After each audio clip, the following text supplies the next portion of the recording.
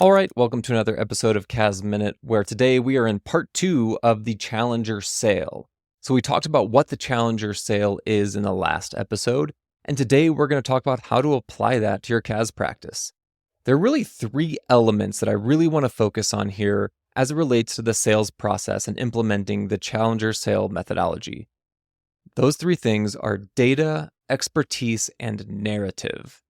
So when we walk through establishing trust, establishing expertise in a prospect conversation, we really need to leverage data for demonstrating expertise and delivering key insights to our prospects.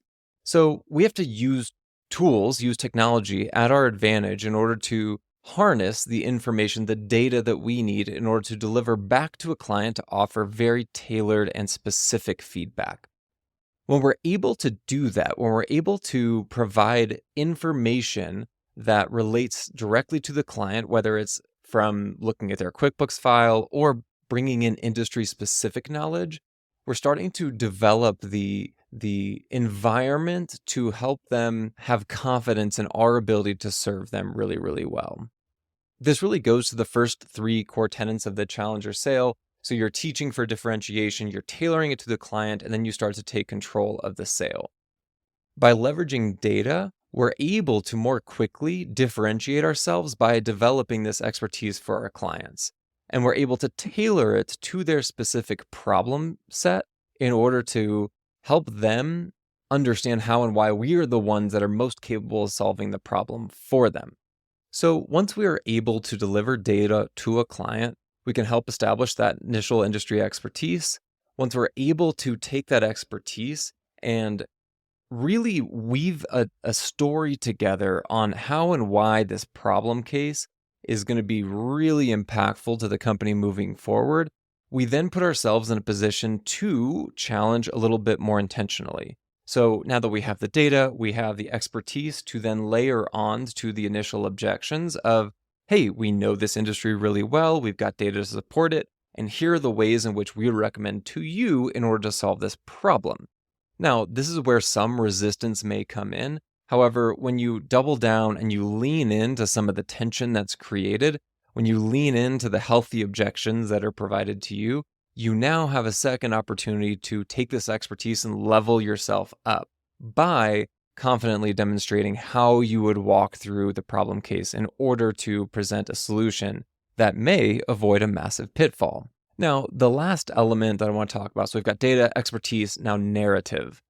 We don't think often as accountants, what's the narrative? What does the total arc of the story look like?